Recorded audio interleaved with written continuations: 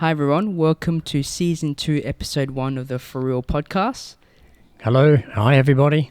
What's new? Well, we are filming the podcast episodes now, and they'll be available on our FuReel YouTube channel, FuReel TV, and all the info will be in our description as well of this episode. And for those who are actually watching this episode, you'll notice that we have an awesome FuReel banner, thanks to Mark Dwyer at Label Makers Welshpool, locally in Perth. That's right, thank you very much, Mark. Here next to me, your voice you're hearing is Sifu Gawain, Principal, Master and Founder of Jhung Academy, aka my one and only father. One and only? Yep. My name is Jhung. I'm a Senior Instructor here at Jhung Academy, and I am social presence, content creator, all that stuff. Cool. So on the podcasts, we talk about what we experienced whilst practicing and teaching Kung Fu and Tai Chi from the ages of 3 years old. We both started when we were 3. And, you know, whilst you're listening and you might have any questions or wonderings for us, feel free to send them through to our email address, fureel@jingmo.com.au. That is FUREEL @GINGMO.com.au, and we'd be happy to talk about your questions or wonderings. Absolutely. I need to make a correction. Yes. You actually started just after the age of 2. Okay. And there's evidence of that at a demonstration that we had for the August Moon Festival. Right. Out in Kenwick, when we had the Shaolin Temple Cultural Centre. And you turned 2. Okay. And then in August, a few months after, you broke half a roof tile. Oh, that's that photo. That's that photo. Yeah, of you in uniform, very serious, doing a Kam Na pose afterwards, saluting everyone and just walking off. Yeah, cool. I might post that photo then for those listening, so you can check out the 2-year-old me. That's it. FuReel is about passion, it's about culture. It's not just about sharing a Chinese martial art, but it's about sharing the light at the end of my tunnel, and maybe this could be the light at the end of your tunnel, or you can just enjoy some really cool content, and this is FuReel. Well. We're going to have different segments of the podcast now. It's very structured. I have like a script laid out. So the first section is answering questions and wonderings from our Jingmoers, or anyone that sends questions through. So this is a section you get to hear your question being answered or talked about. So this first one is from Tarrant, one of our Jingmoers. So he says, in traditional Chinese medicine, is there any theory or philosophy about what you smell or listen to, or just different ways you ingest or take things into your body and how it affects your body? Oh, that's interesting. So, Tarrant, good question. So you're asking about the other senses. Yes. So listening, seeing and smelling. Did he mention those 3? I only mentioned smelling and listening. Only smelling and listening. Yeah. Okay, well, I'm going to include seeing. Yep. So traditional Chinese medicine, from my studies and understanding, is holistic. Holistic in the sense of it incorporates the 3 parts of self, the mind, the body, the spirit, mental, physical and emotional self. So yes, most of the time we talk about Chinese herbal medicines, and we talk about injury and chronic discomforts, and how acupuncture, Chinese herbal medicine and Qigong practice can help counteract the side effects of those imbalances. So a couple of things we've got to first kind of frame up. The first thing is that traditional Chinese medicine, or known as TCM, is a completely different ecosystem to Western medicine. Okay. Now, my default will be Western medicine because born and raised in Australia.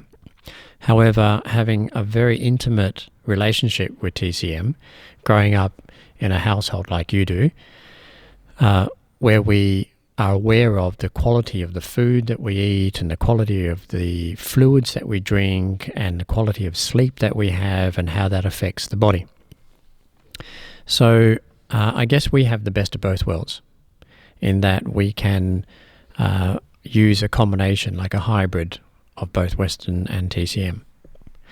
So getting back to TCM, mind, body, spirit, mental, physical, emotional self, everything affects us. like absolutely everything. Definitely. So not just the food that we ingest. And Taryn, you probably have heard of how foods have qualities of temperature, so heat and cold. Yeah, we spoke about it briefly as well. Yeah, and moisture. Yep. So dry or damp. So that's from a food quality perspective. Now, the other thing is that our body, not only do we breathe in substances, but our skin breathes. So if there are toxins in the air, for example, or there are toxins on the surface of a table. Now, I know that Tarrant works in a commercial premises, so he's probably exposed to different toxins, whether it be exhausts from different machinery or whether it be chemicals used on surfaces for cleaning, etc. All of these things are taken in by the body. You don't even have to touch it. You can just smell it, and the fumes go into our lungs, and then our lungs absorb it, and the body metabolizes it, and so on. So yes, absolutely. Smell. Taste, we've already spoken about. Now, hearing's an interesting one because it's not just sound pollution. So, for example, I always thought that I had damaged my left ear because I fundamentally deaf in my left ear, but in actual fact, it's not from sound damage because it's the frequency of sound that I can't hear isn't from sound damage. It's just my ear was born that way. So I know that when I hear something that affects me or triggers an emotional response, then that will affect my mood. So yes, definitely when we hear things, for example, it could be uplifting type music, it could be good news, it could be words of support and love from a person who loves us and wants the best for us. And on the contrary, it could be the absolute opposite. We could be listening to very harsh music that will change our mood. We could hear news of something very tragic that will change our emotional state. And of course, it goes without saying, if you get abused by people, then that will change us emotionally as well. So we've got smell, we've got hearing, and sight. For me, sight and hearing are very closely related. So same principle basically. What I see will affect my thoughts and my emotional state. So Tarrant, yes, you're absolutely right that all senses affect our well-being. It's just that we probably don't talk as much about the other senses in our day-to-day language. Maybe because there's not a lot we can do about it. Like we can only control our response to the things we hear and we see. But sometimes, probably most of the time, it's beyond our control to be able to change those things. So I guess it would make sense that we just do the best we can and navigate around those things. Yep. All right. Do you think that answers the question? Definitely. Another question is from Fiona at Jhung. She says, not sure if this one has been asked, but we talk about sometimes how training complements or improves our lives. Are there any activities or interests that in particular that complement the training? I get a real positive effect from being outdoors. Okay. So doing yilus inside a building, such as this that we are here now, or in my home, is quite a different experience to doing it outside in the open, on grass, beneath trees, smelling fresh air, the crispness of the morning dew, the sounds of birds. I think that where I practice has an effect on my mood as well. No, I get that.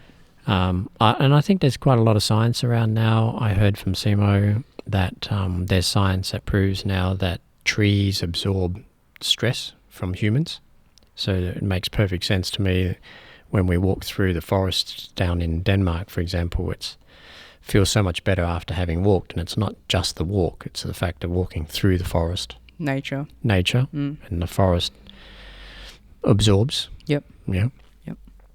From that perspective, that's where I practice.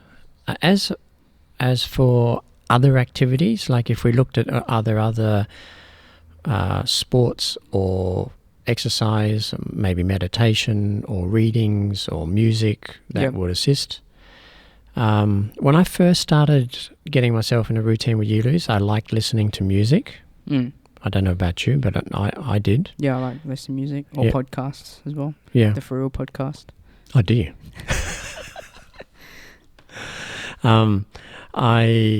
I've moved away from that. Then when I moved away from that, I thought, how can I maximize my time?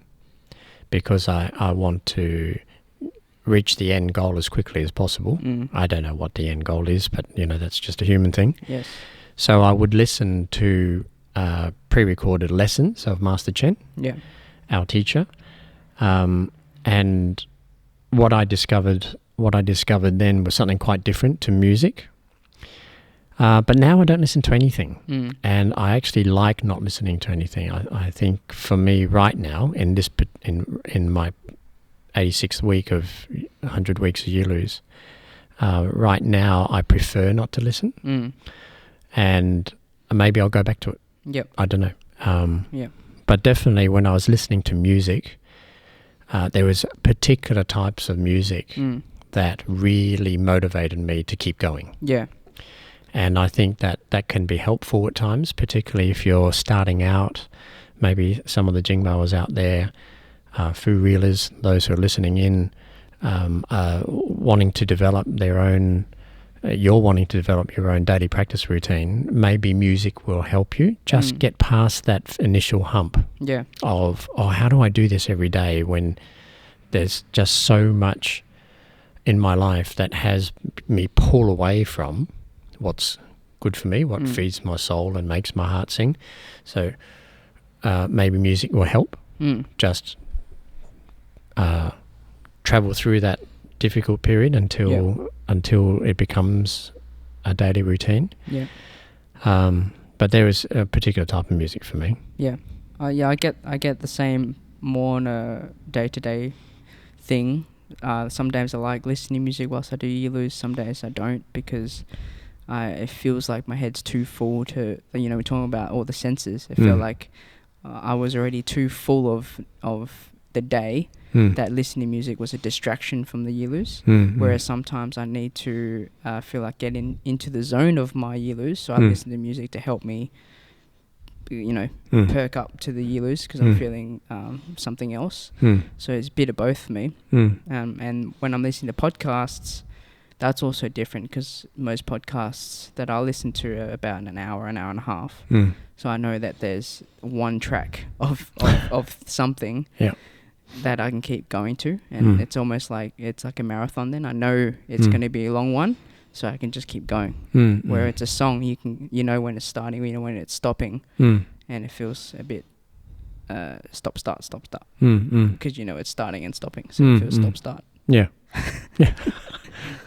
Yeah. That is the benefit of filming our podcast now. People actually get to see your facial expression when you do say funny things like that. Okay, yeah. Stop, start.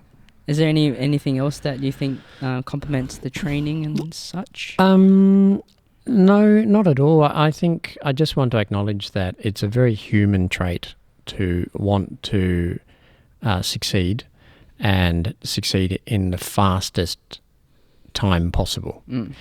And therefore, using our intelligence and our scientific minds, it makes perfect sense that if I feel like I'm short of breath, that I go out and find a cardio exercise. Yeah. Or it makes sense that if I'm feeling rigid and inflexible, that I start maybe a Pilates or a yoga class. If my stamina is low, then I might start running or swimming, all of these things. But what I say is that we have to take everything in moderation. There's no such thing as there's one system fits all, but also just being aware that our mind is so complex that we can actually fool ourselves without even knowing. I've done this before. I do it a lot. I actually do it a lot. Probably spent the first 45 years of my life. I only just turned 54. Probably the first 45 years fooling myself, thinking that I'm actually getting ahead and trying to do new things to better the old things. Now, what I've discovered now in 86 weeks is that the fastest track of learning any craft or skill is to actually just do the craft or skill. Yeah. And I know that previously some Jingmos have asked the question, if I was not to do Kung Fu, what would I put all of my effort into? And I said cooking. So I would know that I would just be in the kitchen. That's what I'd do. I'd be cooking all the time, experimenting with ingredients, experimenting with the order in which the ingredients go, changing tastes and spices and so on to develop a real detailed, intimate knowledge of food. So it's the same as Kung Fu or Tai Chi. To develop that deep, intimate knowledge of our Kung Fu and Tai Chi, we actually have to practice it more. Yeah. And practicing it more doesn't mean coming to training. And for me, there's two different words here. I know we've spoken about this in an earlier podcast, that training is something we do with others and practice is what we do for ourselves. So we come to class to train or practice, but when we go home or when we're in private space, we are practicing. And I think it was Pierce that... was it Pierce? Yeah, but we called it... studying. Or practicing. Rather than learning. Rather than training, maybe? To listen back to that podcast. Okay. You should listen to your favourite podcast again. Yes. But we definitely discovered that it's something else, studying a martial art, not training, because it's a physical thing. The word training gets thrown in because it's like, going to the gym, you're going to train.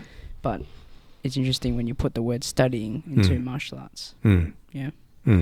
So Fiona, just to summarize what my main point is, and that is what I get from noticing myself when I'm practicing is that my environment affects me. So whether I'm indoors or outdoors, and some external forces such as music or light will affect me as well. And what's important to understand is that if we followed the principles of TCM, which is where all our traditional arts are based on the same principle of holism, so the entire being, is that moderation is key. So not too much of one thing. We must be moderated. So if music helps you when you're doing a Yulus, great, use it. If it doesn't, then stop using it. But to think that swimming... here's a really good one. Strength. Yes. So most guys have a real hang up on being strong. And I think it's a masculine thing. Yep. So often I hear students, Jingmoers, say, I'm going to sign up at a gym and I'm going to lift weights. And they lift weights. And they think that that's going to help their Kung Fu. Well, it doesn't. There's a point where it stops helping. Yep. And it actually hinders. And the reason being is that when strength outweighs flexibility and timing, then strength becomes it holds us back. Yep. Right? Becomes a problem rather than something that's going to help me. Yep. So what I say to Jingmoers is that if you are wanting to train strength, then do that 40% of the time and train your craft 60% of the time. So it's always going to be outweighed by the skill of practice rather than the measure of strength and how much weight I can lift or how many repetitions I can do. Yep. Because as we all know, all of us who practice a traditional martial art, strength is actually only one of many components of an art. Yep. It is not the major, it is just one of many. Yep. And if we are out of balance, then we're out of balance. Yep. So we won't be at our optimum. Yep. I've fallen into that trap I want to say a few times myself, Mm. and I've actually personally noticed my Kung Fu skills dropping, Mm. and that frustrated the hell out of me because Mm. I was doing more weights and more push-ups and stuff to get better. Mm. And when I went, doing more pad work on the Tuesday, Thursday, or whatever, I was like, I feel sluggish. I feel slow. I feel the opposite to what I want to be achieving. So for me, it didn't work with the gym work. I signed up to Jets across the road as well. Oh, yes. Back in the day, and it just didn't. For me, it just didn't work. It totally pulled me backwards. Couldn't get it to gel for me. Yeah, that's right. Yeah, and we're all different. Yep. Mm. All right, good. Next question. Cool. Yeah, I think that was a good wrap. I think so. Fiona, please let us know if you'd like some more detail on that. Cut. All right, so from Tarrant again, second question from him today. What benefits does Jing Kun and Tai Chi have on mental health? And have you seen or noticed a change in people's mental health in your years of training? I think this is a good one because mental health is a topic that's spoken about a lot, but not enough, I think. Yeah. So, did you get that question? Yeah. So does it have an effect? Yeah. Does it have an effect, and or have you seen or noticed in I guess in students is what he's asking in your years of training a change in them? Absolutely. Yeah. I can only speak from my own personal experience on my own mental health. Yep. And I can share what I've observed and what I've heard from other Jingmoers that they've shared with me. So I'll start with them first. First and foremost, many people who've practiced here and are still practicing here are here as part of a strategy to support themselves through mental health issues. Yeah.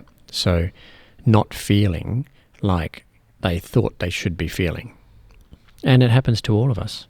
And there are probably several stages in life that science can prove through statistics that men and women have different stages where we feel that we're at risk of depression.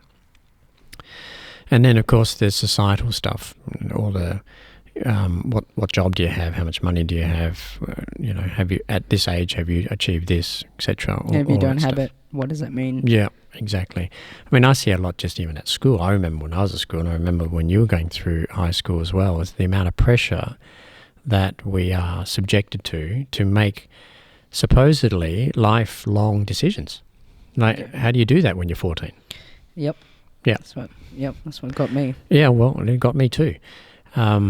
So there are people that comment consistently that their practice here is an essential, a key element to maintaining their mental health wellness. Whether it be work pressures, whether it be physiological changes in the body, whether they have a predisposition to mental health because it's genetic, whatever it might be. So that's number one.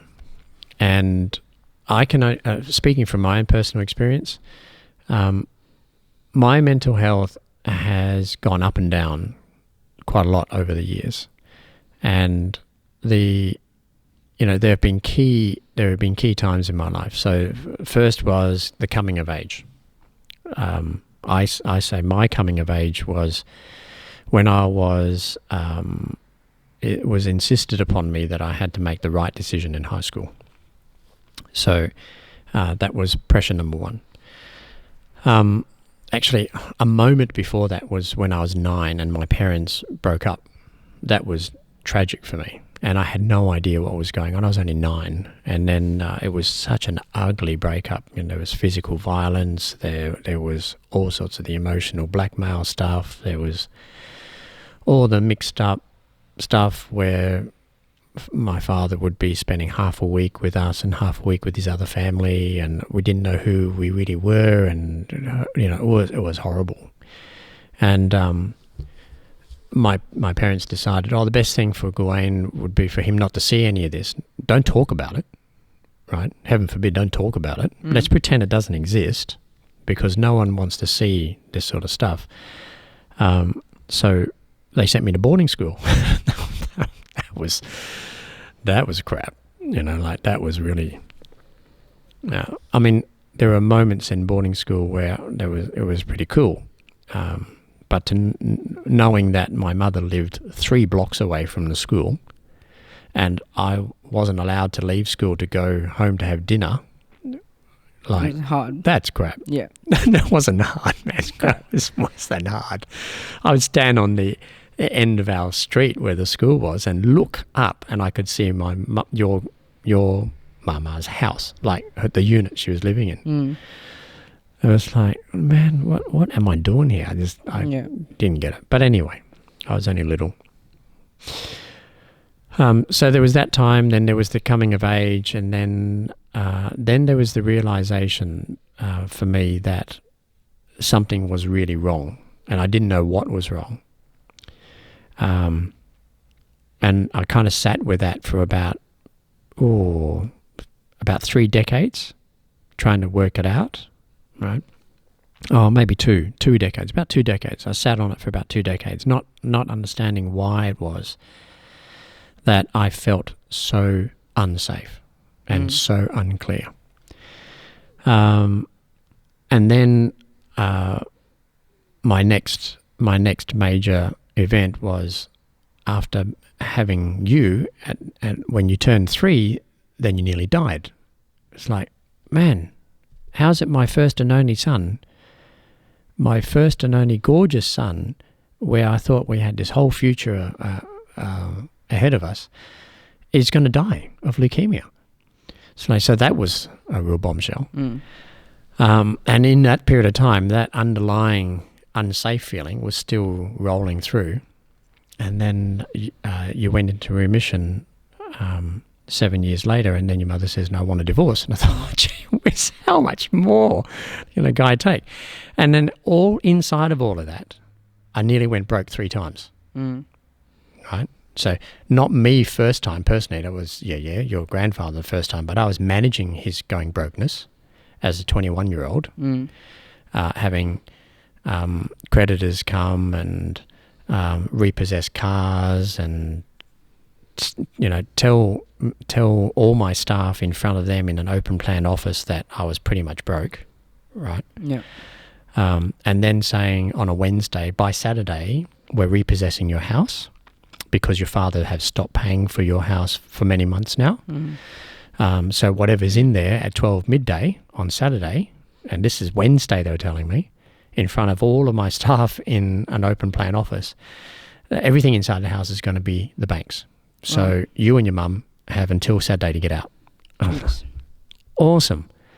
I'm 21 at that point. And none of this was my fault. Like, none of this is all the debts in my father's name.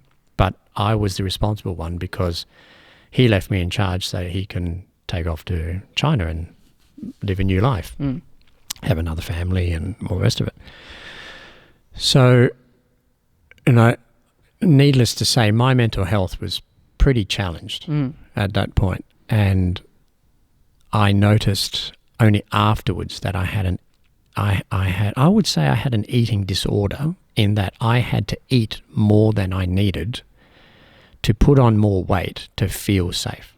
So, it's like the analogy of putting on weight is making myself bigger so that I've got a thicker skin to take all of this stuff. Because the biggest bombshell for me was that I only realized as a young adult that my father was violent, that there was a whole lot of domestic violence in our home, and that watching him beat up on my mum and his subsequent wives made me feel powerless because I couldn't do anything about it. And he was not only my dad, but he was my Sifu as well. What the hell do I do with that? Yeah. Right? So here we are bowing down to him every night at training and talking about how fantastic he is. And okay, so we just want to take a quick ad break, and you can check this out for real.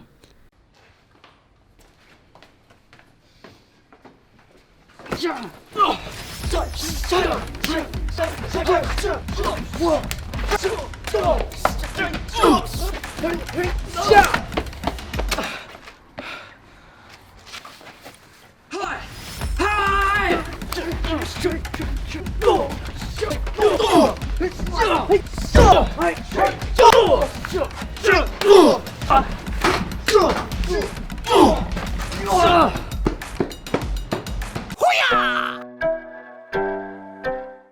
please don't feel like I am trying to defame my father, your grandfather, at all. I'm not, because if it wasn't for Tarrant asking this question, I wouldn't have brought this up. But what's most important is that we understand, everybody has stuff going on in their lives that is hidden.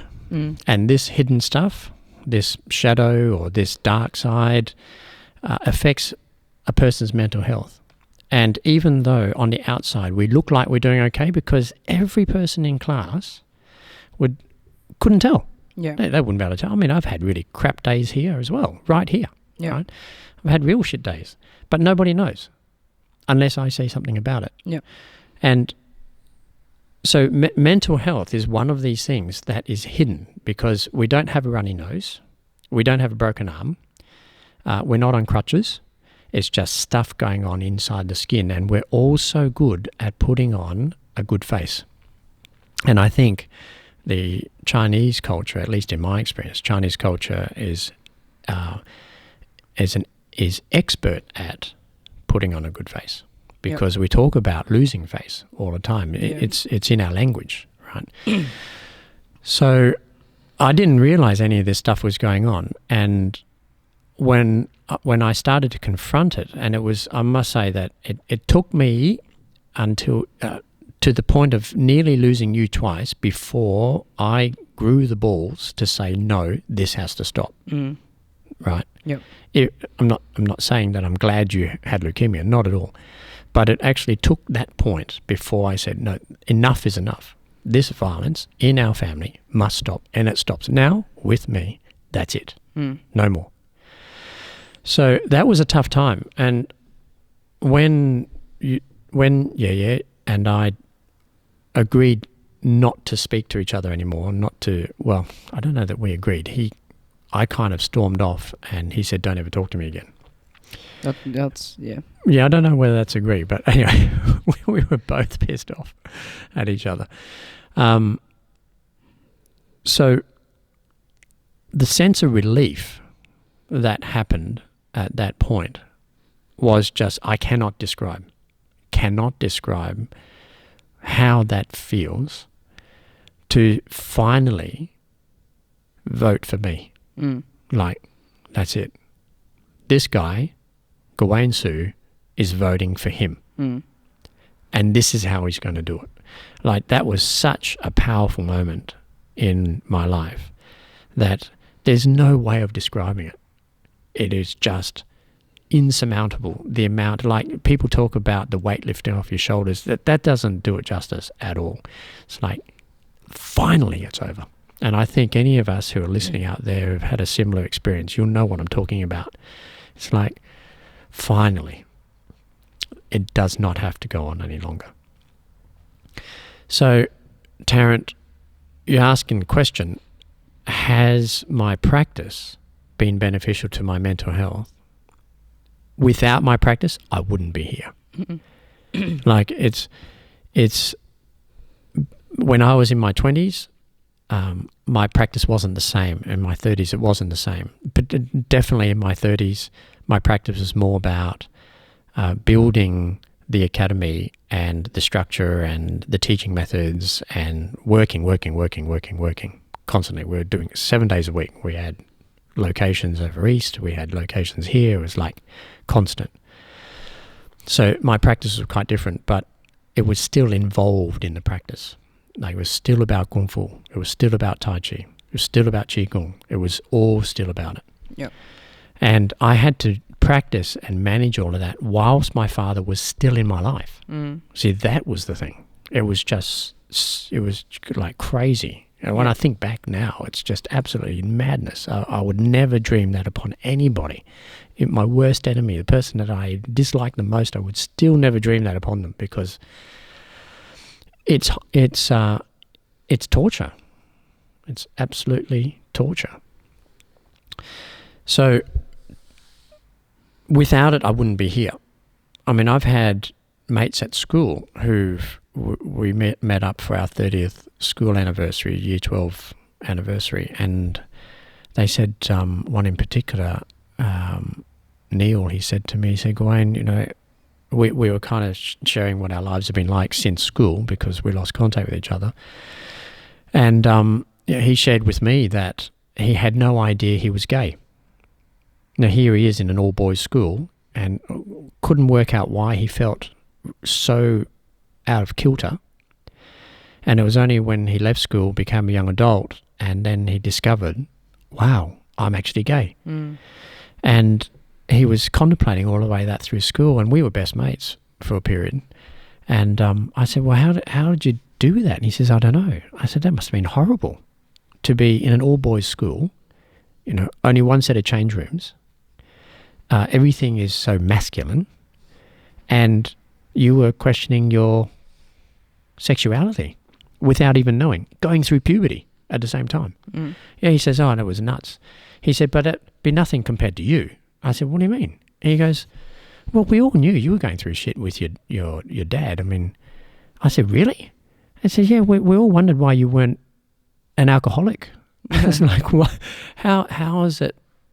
They called me Chop Suey. They said, how is it Chop Suey isn't an alcoholic? Like, why isn't he getting pissed every weekend? Because if they were in my shoes, that's what they thought they'd be doing. And I thought, wow, you know, I thought no one knew what was going on. Yeah. But they clearly did. Yeah. And I just put up a brave face. You know, you turn up to school. I was like every other kid doing homework just before class, so I didn't get in trouble. Cramming for Something exams. About that, it still happens. Like, oh yeah. Yeah. I think there was only one period of time where I was in front of all my work and I felt so good, but it only lasted like a term. Yeah, yeah. So to answer your question, Taryn, I think that practice, and in today's world we call it daily practice, is essential as a building block to maintaining our wellness. Yep. And you're talking about mental health. I think it is one part of it. Mental, physical, and emotional health. All three parts make us our being. And without a shadow of a doubt, I see the evidence, I've lived the evidence. Daily practice is transformational. Yeah. It holds us. Yep. It is all I can say is it transforms our experience of life. Agreed. Yeah. My point of view of that is you mentioned leukemia. There was another point where I was full-time working, and there are other points in my life where I realized that without practice, I don't feel good. Like all parts, mind, body, spirit, I feel good. So I think I don't remember having leukemia in the detail. I remember the pain and all the trauma, but I keep finding words to describe what it was like. But I think from that experience, from not knowing, not being conscious of what was going on, all I have with me right now is the feeling of how it felt. And what kept driving me to stay alive and live was the Jhung. Like I talk about this all the time. I always wanted just to go to the academy and just have fun, because that was the place that I felt alive or safe. And with that, I think like until today, I'm really aware of how I am inside. Like I'm just really aware of that. I don't know. How do you describe that? I don't know. Just really, really aware. It's our instinct. It's our knowing. Yeah. It's like it feels right. It's like just feel it in your bones. Yeah, like nothing can defer me. Like you probably don't know this, but when I had girlfriends in high school, yes, no, I didn't know that. I kept asking, but I got nothing in return. Anyway, it was like, why didn't you just not go to training this weekend? It's Friday after school. You just don't go. Let's hang out. It's like, nah, I'm going to training. Yeah. So like, there was nothing that could pull me away. Yeah. And it was so clear and so confident that I'm just doing this. I'm doing it. And another point, as I've shared in the podcast as well, is where I was full-time working, driving spare parts of Kia and Suzuki around to panel beaters in Perth so that they can fix people's cars. I'd go from HQ, drive out everywhere, all day driving, sitting down a lot, and feeling really crap. Even though I was training before work and after work, it just didn't balance out. And being aware, again, I don't know how to describe being aware. There was a point, I'll just summarize, when we went to Dachshund for 2 weeks for the competition, where there was no work. There was only walking to go to eat. There was only walking to go to training. There was walking to go back to a hotel room. And I was training every day. I was like, wow, I feel good again. Like I felt alive. And then that's when I made the kind of plan to go, right, somehow I need to keep doing Jingmo every single day. Which I am now, which is great. And there's even a point where I took a week off last week. Yes, sir. Last week, yeah. Took a week off last week. I didn't train for 2 days. So I was staying at Crown Towers, didn't train. I was like, I'll just have a break. And I was like, my mindset was like, yeah, great, let's do that. I'm so tired. I'll just have a break, sleep, eat. And then my body gave me signs like, you need to practice. You're not doing all right. And the signs were my right shoulder, trapezius, all the way back to my scapula, was almost like pulling together. So I felt like my muscles, if you guys are watching, I felt my body was doing this all the time. I kept doing this, keep touching my shoulder every 10 seconds, trying to massage it. My right knee started to hurt a little bit. These are the points that I know that I need to start training. I was like, why is this hurting? Reflected. I haven't done any practice. So I started practicing from that Tuesday, which I practice every day, and I was missing out on my practice. And I was like, damn it, my body's telling me I need to practice. It's like, I don't want to use the word curse, but, it's just something I can't not do. Yeah. And it helps me physically, helps me mentally, helps me emotionally, just to be in today, be in the days. I'd like to add that, you've probably, and there are listeners out there probably wondering, well, what if you didn't have all of those signs? And I think that you're very sensitive to your body changes. I think that's how you describe it. Yeah. So being present to your body means that you're very sensitive to it. So you probably notice these things. But there's a period of time in my life where I didn't notice my body was having problems. Yeah. Shoulders, knee, back. No idea. And because my intent was to generate more business and more income and more members, just keep working through it and not take any notice. And then, we pay $70 a visit to go to a physio or chiropractor or massage. We take medications. We think we're low on energy, so we take supplements. We change the diet. We go healthcare professionals. We spend all of this money and investing all of this time and energy. The thing is, it's all the energy into trying to get someone else from an external force to recalibrate our body. Yet, in actual fact, the power is totally in our hands. If we just kept our practice up, the calibration wouldn't need recalibrating. Yeah. So there's a difference between an injury, which is what we would go to a healthcare professional for. Yeah. We'd go there for an injury, but this change that happens in the body, we call it change pain here, where you go from a very sedentary position to start doing practice through training, and your body starts to ache. That's change pain. Now, it happens the other way around. So if, like yourself, like a professional sportsman, you're training every day, to going to not training at all of a sudden your body starts changing back. So that's the change pain. Right? Yeah. So we save a lot of money on physios and chiros and multivitamins and shakes and powders and supplements and gee whiz, all of the energy. I mean, all of that stuff is really quite minuscule compared to the amount of time that we invest in researching this stuff. You can get into a real deep spiral. Yeah. A real deep spiral, looking for the answer. Yeah. That one thing. Exactly.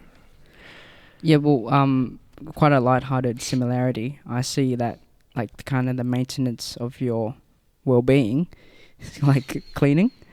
So, Cleaning. Yeah, cleaning. Yeah. So I clean on Sundays, Yeah. my part of the house, and chip into every other part of the house as well. And we found, like we all shared this, is that if we leave it, for example, for a month and then clean on that month, there's so much to do. Yeah. Like you got to do so much. Mm. But if we clean every week 4 times in a month, Yeah. it takes less than half the time. Yeah. It's just you maintain the household instead of let it go really bad and then trying to clean it one day. It takes so much more effort, takes so much more time. Yeah, of course. So just that daily practice Mm. helps you maintain stuff, Mm. whether it be physical pains, everything, the part of your body, mind, body, spirit, rather than waiting till something's wrong and then trying to fix it. That's right. Mm. Cool. Lovely. I like that. Lovely. That was like a segue. That was like a segue, yeah. All right, so at this point in the podcast, we're going to talk about seafood topics. Seafood topics. I'm going to find a different description, like a title for this, but we're calling it Okay. seafood topics for now. So Yeah. they're excerpts from class that we want to dive deeper in Okay. to. Mm. We'll play it, listen it, and then you can give some more explanation of Cool. what you meant and whatnot. Cool. So in this one is from Darren sharing how his week in training has been really tough, low energy, how it feel like he has to push himself to practice, and then your response is this. Did you guys hear that? Having to push yourself is quite a challenge. I agree. You just got it. Yeah, I agree. So on Tuesday, I felt terribly ill on Tuesday. I woke up in the morning, or Monday night, I already went to bed thinking, my stomach's not good. I had a very small meal, really tired, just not right. Woke up Tuesday morning to open up for class and thinking, I don't know whether I can do this, but I have to do this because Sing Sang's taking a week off on holiday. All right, I'll just get out of bed and I'll slowly walk through the motions. You know that there was no diarrhea and no vomiting, but it's that funny feeling in the tummy, and all my bones ached, my skin was sensitive. I was just wanting to hibernate, and I'm probably thinking about what I might have had, but I came in and just had enough energy to kind of stand around and manage the class, and went home and went to bed. Personally, I noticed this kind of increase, and the very minimum, even when we're unwell, if we can improve our emotional and mental state, that's 2/3 of us. So it's mind, body, spirit. If we can do our daily practice, even if it's at 10%, 5%, maybe you just walk through it, right? You will improve your mental and your emotional state. 2/3 of us is getting better. We've got 2/3 of us supporting us to get better.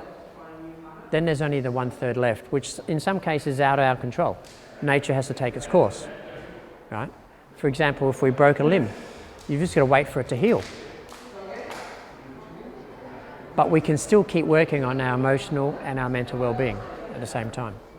Wow, isn't that crazy how we're already kind of really consistent with this topic? Yes. We're kind of already talking about it. Yeah. So you want to dive deeper into what you mean, how you felt, Yes. what you were going through. So Jingmoa David was just commenting that in that class that Darren. Oh, was it Darren? Sorry, Darren. Was commenting in that class that he felt very flat and almost didn't come, but was glad that he did, but was just working through that. And he said the word push through. And that kind of triggered me into two things. The first one about push and pull, which I'll come back to in a moment. But he did say, I felt better from having come. If I hadn't, then by all counts of his previous experience, he'd still be feeling pretty rubbish. Yep. Right. In that time of the day. So what I shared was that actually in that week on the Tuesday, like 4 days before, I think that was Saturday morning's class, on Tuesday I actually felt really ill and had trouble getting up out of bed. I had to because you were having your week off and there was no one opening up for that morning class, and that was 5 a.m. So I kind of just managed my way through. So my day basically was come get here, do class. Fortunately, I had senior students here that were able to be more self-managed and so on. And then head back home. I slept, pretty much. Went straight back to bed. So after taking William to have his blood test, I thought, wow, this is not good. I need to do some Yilus. I haven't done one yet. And so I managed to do 4 Yilus before going back to bed. And I thought, wow, I feel really much better after 4 Yilus. So anyway, I had another 3 hours sleep because I had a big night ahead. And when I arrived here, I already knew that I would have 2 senior instructors assisting that night. And then it turned out that Yi Si-hing was also coming in. So I had Si-hing Chris, I had Si-hing Brian, and I had Yi Si-hing. And I thought, oh, that's such a relief. Because what it meant was not only could I start the Yilus before class, but I actually used class time to do my Yilus because I had 20 more to do. And it did. It took me twice as long as usual. Yeah. But I just meandered my way through them, and I was like only operating at about 10% because my body ached and my head ached, and it was horrible. But progressively, Yilu after Yilu after Yilu, I felt better and better and better in myself. Yep. So when I finished, what I noticed was emotionally, I felt better. Yep. And therefore, it affected my thoughts. So mentally, I was better. My physical body still had to process this, whatever it was. I think it was a virus or something. So there's a process in that I have no control over. Yeah. It's like if I break a limb, like I said in class, if I broke a leg, then it takes weeks for the body to repair. But if I can maintain my daily practice, 2/3 of my being, mind, body, spirit, my mental and emotional well-being is elevating. Yep. That's 2/3 of me getting better. Yep. And that supports the other part, which is my physical self. So what ended up happening was I only had this bug for 24 hours. And so Wednesday, I woke up feeling 80%. Like on Tuesday when I woke up, I was feeling like 5%. Yep. And then managed to finish my Yilus, and thanks for the senior instructors who came in to allowed me a space then to practice during that time, because I knew that after that 5-hour stint, when I got home, it'd just be go straight to bed. Yep. So I wouldn't have the energy left. Yep. So I managed to do that then, and it made all the difference. It made absolutely all the difference. So what Darren confirmed that day also was the same experience for me 4 days before, and that is if we maintain our daily practice, even if it is not the best practice that we've done, it's not the most amount of energy that we've had to be able to give to it, we will improve our emotional well-being, which will then in turn affect the thoughts that we have, because we'll have positive thoughts then rather than negative thoughts.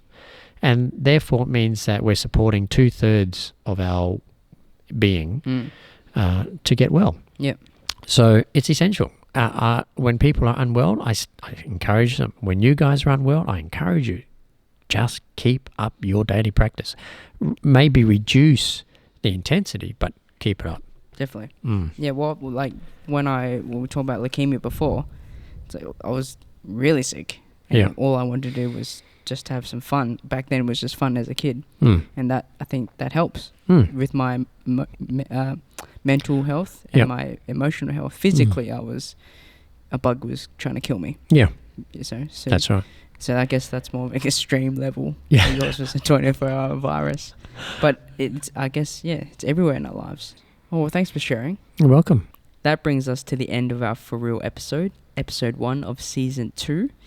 It's incredible. I feel all grown up. Exactly. If you want to see some more FuReel content from us, we have our Instagram and YouTube channel. Instagram is FuReel Official, and our YouTube channel is FuReel TV. And on FuReel TV, you'll see this podcast as well now available. Cool. The full episode. Awesome. No cuts or edits, full episodes. No ad breaks. No, yes, ad breaks. Oh, yeah. Yes, ad breaks. But also, whilst you're watching and or listening, and you have any questions or wonderings about martial arts, mental health, what we go through every day, whatever it may be, send us an email to FuReel@gingmo.com.au. That is FUREEL@GINGMO.com.au. Once again, thanks for tuning in. Thank you, everyone. And goodbye. See ya.